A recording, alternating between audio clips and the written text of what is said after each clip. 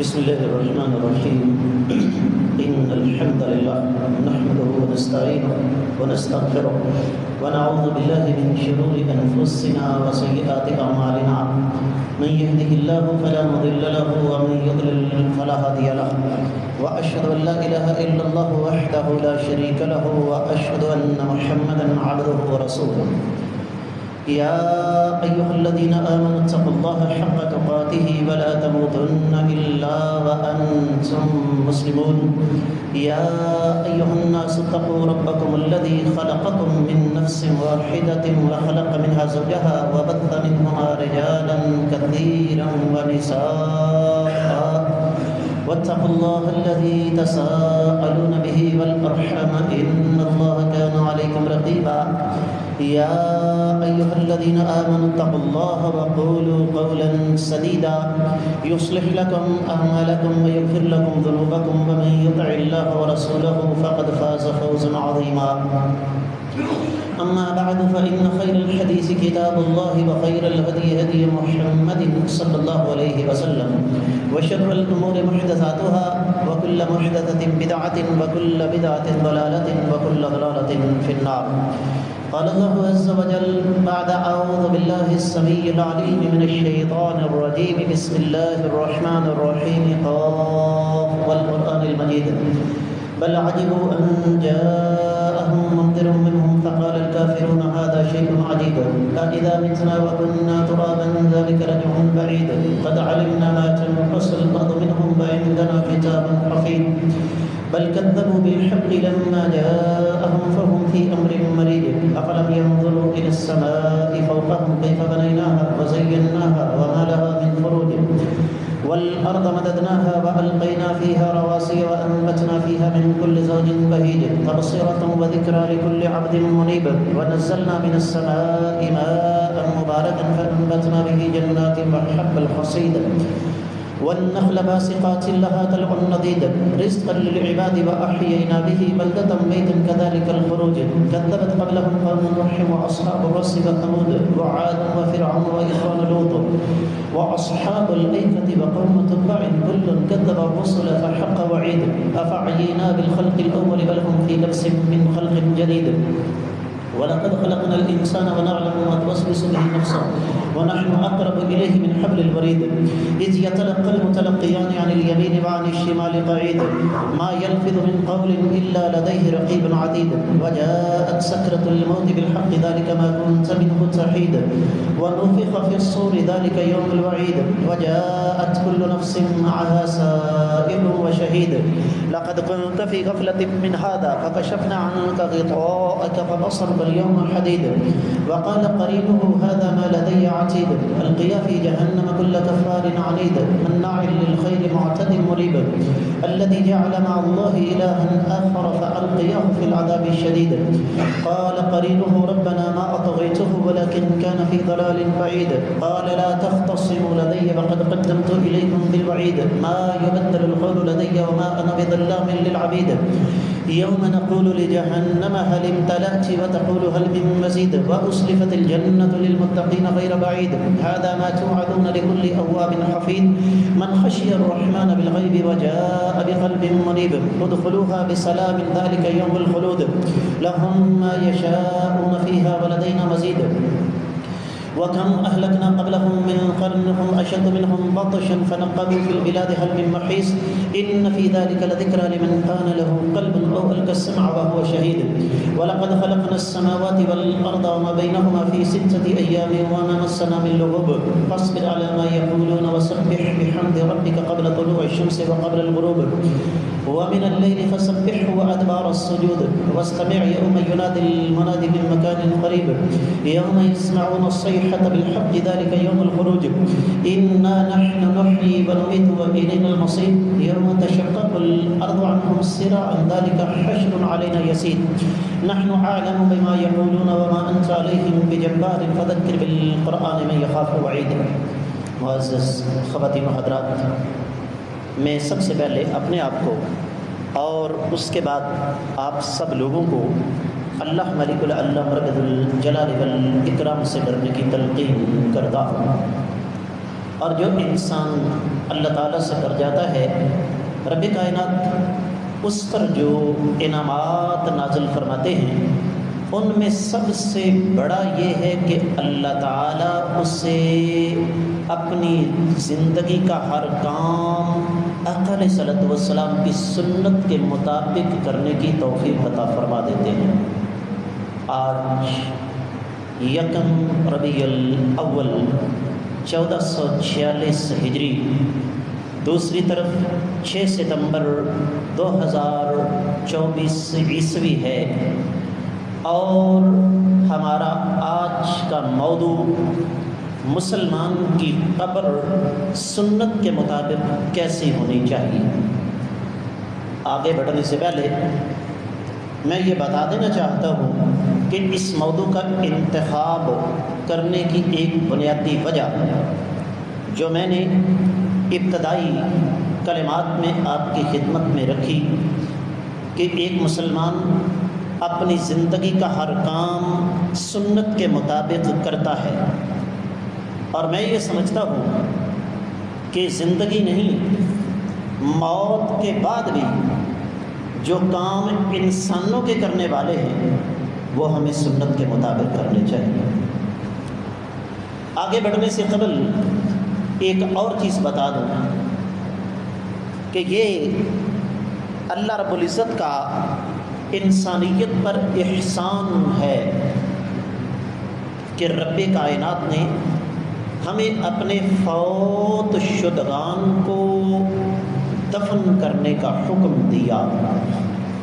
دنیا میں بہت سارے طریقہ کار اس حوالے سے رائج ہیں۔ بعض قبائل اپنے فوت شدگان کو مرنے کے بعد جنگل میں چھوڑ آتے ہیں۔ بعض قبائل انہوں نے باقاعدہ درخت رکھے ہوئے ہیں، ان کا کوئی عزیز فوت ہو جائے تو اس کی وہ اپنے کسی فوت شدہ کو اس درخت کے ساتھ جا کر باندھ دیتے ہیں۔ ہندو اپنے فوت شدہ کو دنیا میں ہی آگ کے حوالے کر دیتا ہے۔ قرآن کہتا ہے منہا خلقناکم وفیہا نعیدکم ومنہا نخرجکم تارۃ اخری، ہم نے اس مٹی سے تم کو پیدا کیا، مرنے کے بعد اسی میں ہم تمہیں لوٹائیں گے، اور قیامت والے دن اسی مٹی سے تم کو اٹھایا جائے گا۔ اور شاعر نے کہا تھا مٹی کا بدن کر دیا مٹی کے حوالے، مٹی کو کسی تاج محل میں نہیں رکھا۔ یہ ایک فطری سلسلہ ہے، دفن کرنے سے بہتر کوئی اور طریقہ کار انسان کی شان کے مطابق نہیں ہے۔ ہم اس مٹی کو معمولی سمجھتے ہیں، یہ ایک الگ اور مستقل موضوع ہے کہ رب کائنات نے اس مٹی کو ہی ہمارے لیے زندگی قرار دیا۔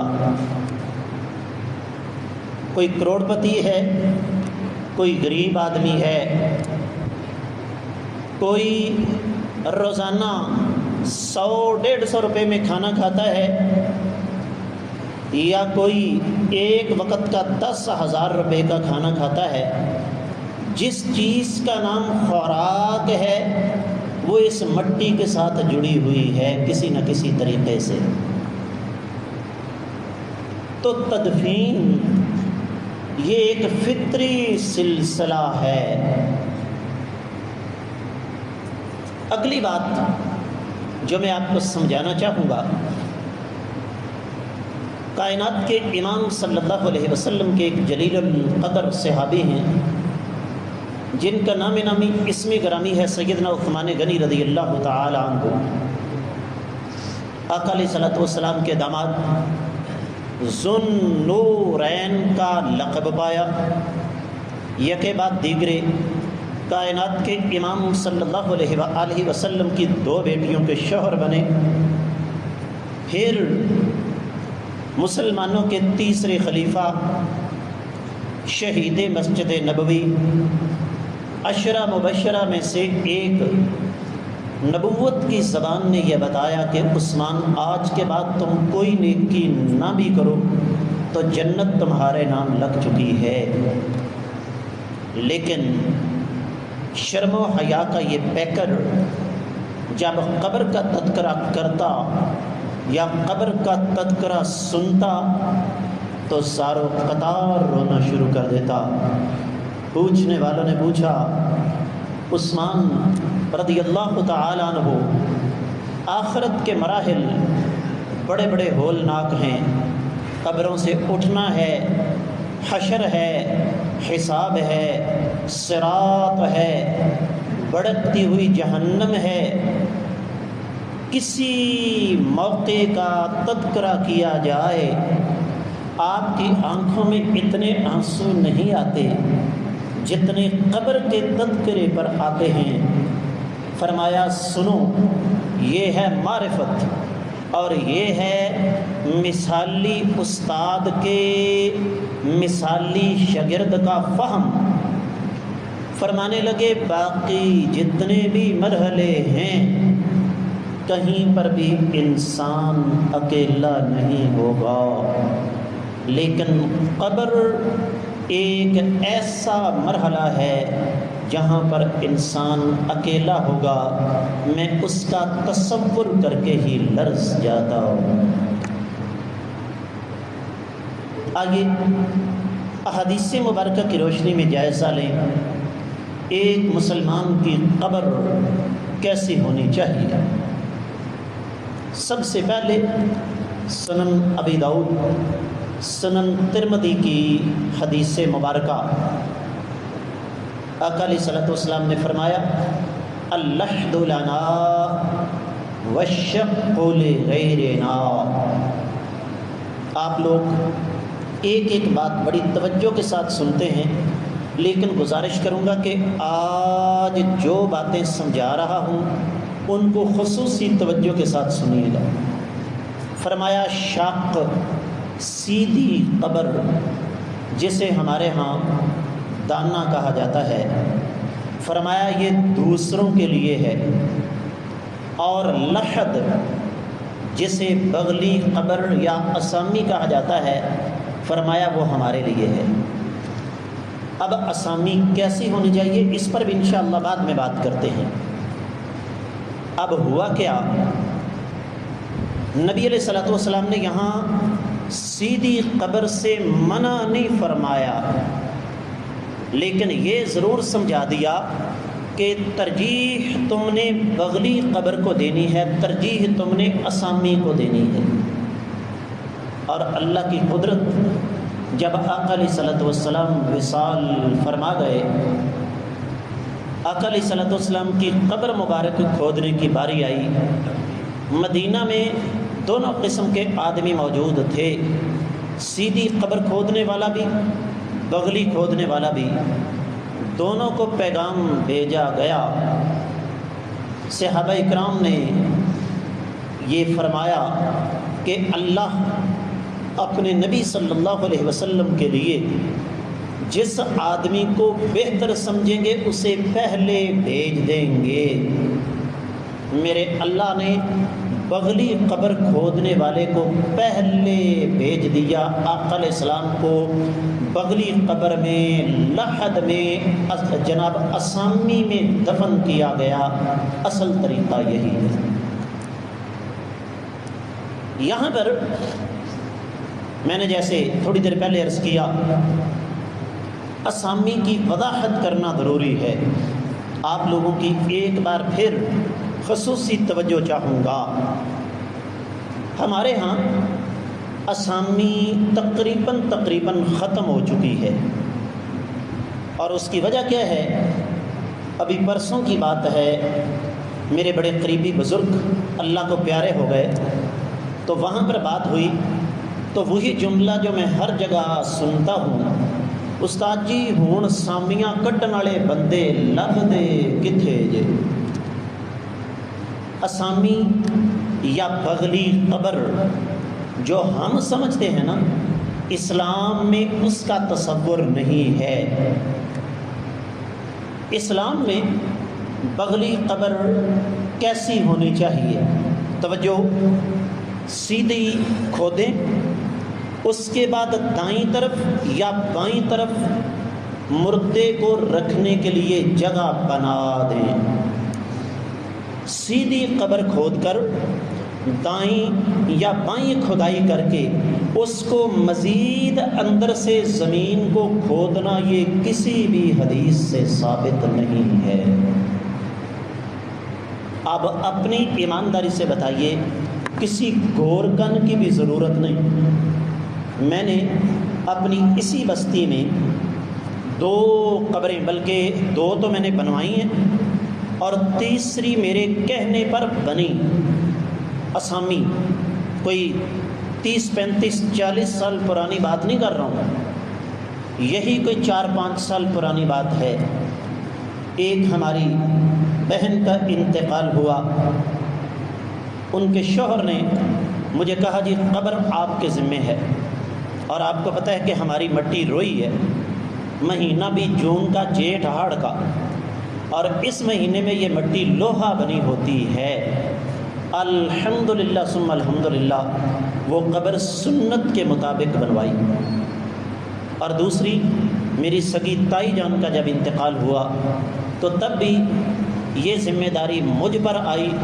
الحمدللہ ثم الحمدللہ دونوں قبروں کی اسامیاں سنت کے مطابق بنوائیں، اور جو اندر اینٹیں لگیں وہ بھی کچی تھیں، لال رنگ کی پکی اینٹ نہیں، کچی اینٹیں لگائی۔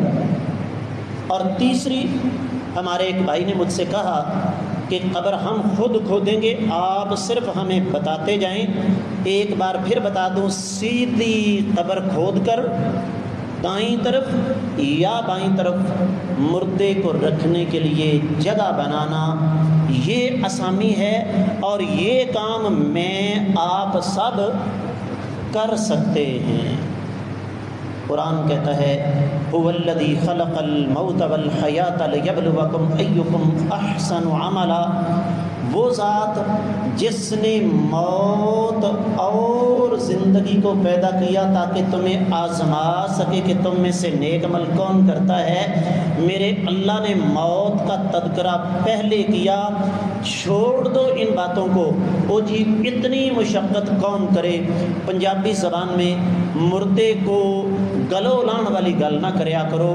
ہر محلے میں، ہر برادری میں 2-4 نوجوان ایسے ہونے چاہیے جو کہ بغلی قبر بنا سکیں۔ یہ کوئی مشکل کام نہیں ہے۔ اصل مشقت اسامی کے اندر جا کے نیچے والی کھدائی ہے، جو کہ حدیث سے ثابت نہیں ہے۔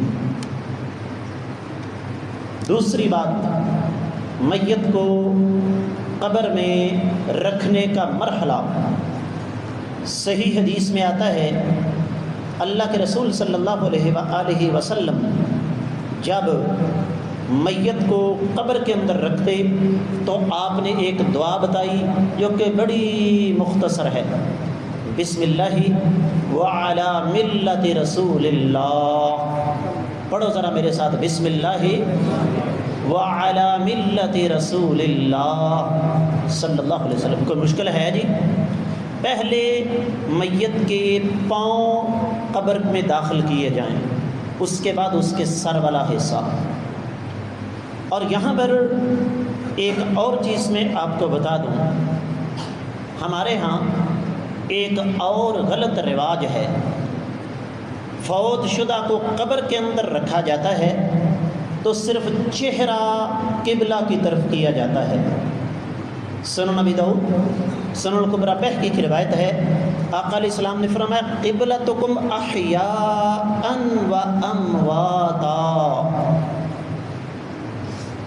تمہاری زندگی میں بھی اور موت کے بعد بھی تمہارا قبلہ بیت اللہ ہے، اصل چیز یہ ہے کہ میت کو اسامی کے اندر رکھ کر پہلو کے بل مکمل طور پر قبلے کی طرف کرنا ہے، پیچھے چاہے اس کو ٹیک دینے کے لیے اینٹ کا آسرا کیوں نہ کرنا پڑے۔ اصل سنت یہ ہے۔ میں جانتا ہوں آپ لوگوں کے چہرے بتا رہے ہیں یہ تو نئی بات ہم نے سنی ہے، اگر ہمیں آج تک نہیں پتہ چل سکا تو اس میں ہمارا قصور ہے، شریعت کا قصور نہیں ہے۔ مجھے یہ بتائیے کہ جب ہم نماز کے لیے کھڑے ہوتے ہیں تو کیا خیال ہے، جسم ہمارا شمال یا جنوب کی طرف ہوتا ہے اور منہ ہمارا قبلہ کی طرف ہوتا ہے جی؟ کیا خیال ہے کہ سارا جسم قبلہ کی طرف ہوتا ہے؟ تو حدیث میں کیا ہے، یہ تمہاری زندگی میں بھی تمہارا قبلہ ہے اور مرنے کے بعد بھی۔ میں نے بذات خود اپنے بیٹے کو قبر میں اتارا، 2018 کی بات ہے، بہت مشکل مرحلہ ہوتا ہے، اور الحمدللہ قبر میں اتار کر اس کے جسم کو کروٹ کے بل باقاعدہ قبلہ کی طرف کیا تھا، اور پیچھے وہ بڑی سی اینٹ وہاں بقیع کے اندر مل جاتی ہے، وہاں پر رکھی گئی۔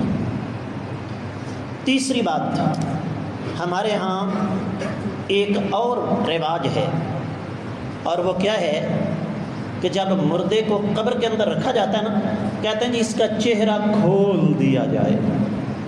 یہ بالکل حدیث کے خلاف ہے۔ کیوں؟ آقا علیہ الصلوۃ والسلام سے صحابہ کرام رضوان اللہ علیہم اجمعین سے کفن کی گریں بند یہ کھولنا تو ثابت ہے، لیکن چہرہ کھولنا ثابت نہیں ہے۔ صحیح مسلم کی حدیث ہے، نبی علیہ الصلوۃ والسلام نے ارشاد فرمایا، اذا کفن احدکم اخاہ فلیحسن کفنہ، جب تم میں سے کوئی اپنے بھائی کو کفن دے تو اچھے طریقے سے کفن دے۔ اور یہاں پر میں ایک اور چیز آپ کو سمجھا دوں، موت کے بعد کے جتنے بھی معاملات ہیں ان کو اگر ہم عقل کے ترازو میں تولنا شروع کریں گے تو شریعت کا بیڑا غرق کر دیں گے۔ ہمارے ہاں کیا ہوتا ہے، سب سے پہلے اسامی کا تصور ہی ختم۔ جب اسامی ختم ہوئی تو پہلے جو سیدھی قبر تھی اس کے اوپر لکڑی کے پھٹے ڈالے جاتے تھے، لیکن اب اس کی جگہ سلیبیں آ گئیں سیمٹ کی۔ میں آگے جا کے بتاؤں گا یہ حدیث کے خلاف ہے۔ اور پھر اس سے آگے جا کے اپنے عقلی گھوڑے دوڑائے تو جی دوسری سلیب کے اوپر کلمہ لکھ دو۔ جس بد نصیب بدبخت نے ساری زندگی مسجد کا منہ نہیں دیکھا، آپ اس کے کفن پر کلمہ لکھیں، ساری سلیبوں پر کلمہ لکھیں، اندر کلمے کی ریکارڈنگ چلا دیں۔ جب فرشتے آ کے سوال کریں گے تو وہ کیا کہے گا؟ صحیح حدیث کے مطابق، ہا لا ادری، ہائے افسوس کہ میں نہیں جانتا ہوں۔ اسی طریقے سے جو چوتھی بات میں آپ کی خدمت میں بلکہ تیسری بات رکھنا چاہوں گا، وہ کیا ہے کہ جب مردے کو قبر کے اندر رکھیں تو وہاں پر کوئی بھی چیز پختہ استعمال نہ کریں۔ ابھی میرے پاس باقاعدہ سوشل میڈیا پر سوال جواب کا سلسلہ چلتا ہے، بھائی میرا نمبر سامنے لکھا ہوا ہے، ٹونڈیوں کے اوپر واٹس ایپ پر مجھ سے رابطہ کر سکتے ہیں۔ سوال آ گیا کہ جی سیلاب کی وجہ سے قبریں بیٹھ گئی ہیں اور پانی ان میں کھڑا ہے، اور کچھ قبریں 20-30 سال پرانی ہیں، کیا کیا جائے؟ میں نے کہا صرف ایک حل ہے، ان قبروں کے اوپر مٹی ڈال دو۔ کیوں؟ قبر کو آپ کھودیں گے، یہ جو چودھری بنا پھرتا ہے نا، مچھاں نو تا دے کے میں بڑی وڈی شاہ تو مجھے جاندا نہیں، اللہ کی قسم اٹھا کے کہتا ہوں آپ میری بات سے اتفاق کریں گے، جب انسان کا جسم خراب ہوتا ہے تو کائنات کی سب سے بدترین بو اس کے جسم سے آتی ہے۔ لاشیں آتی ہیں نا باہر سے، پتہ ہے آپ کو، یہاں سے لے کر جتنا وہ ستون ہے اتنی دور سے ہو کے بندہ کہتا توبہ توبہ توبہ، تو بڑی بو ہنڈے جہ رہن دیو بھائی۔ اب کسی کو دفن ہوئے 4 5 6 یا 10 سال ہوئے ہیں، اگر اس کی قبر میں پانی آ گیا ہے تو کیا خیال ہے، اس کی قبر کھود کر اس کی ہڈیاں نکالیں گے وہاں سے؟ بہترین حل کیا ہے، مٹی ڈال دو۔ اس لیے جب بغلی قبر بنائی جائے گی، اسامی بنائی جائے گی، تو اینٹیں بھی کون سی استعمال ہوں گی؟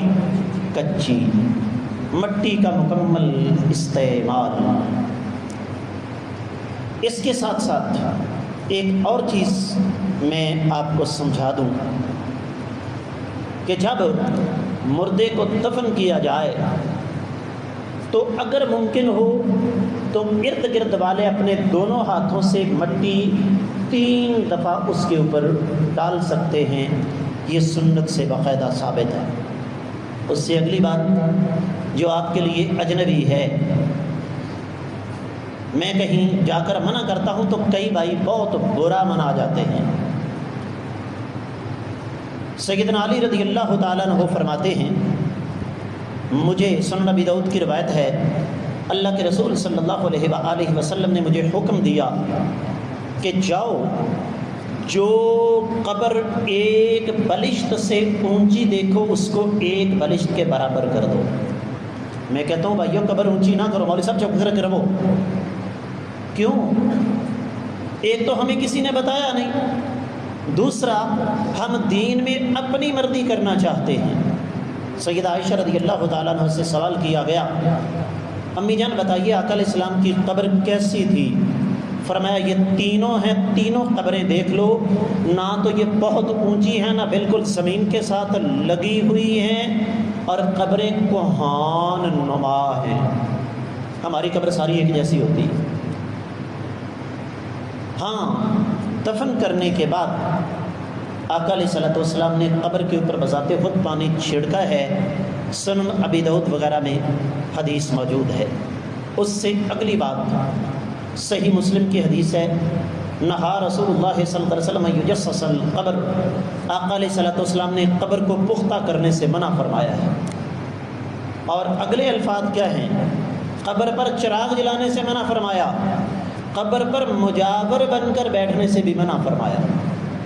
اس کا مطلب کیا ہوا کہ قبر پر کسی قسم کی کوئی پختہ چیز استعمال کرنا یہ شریعت کی روح سے جائز غیر مسلموں کا کلچر ہے۔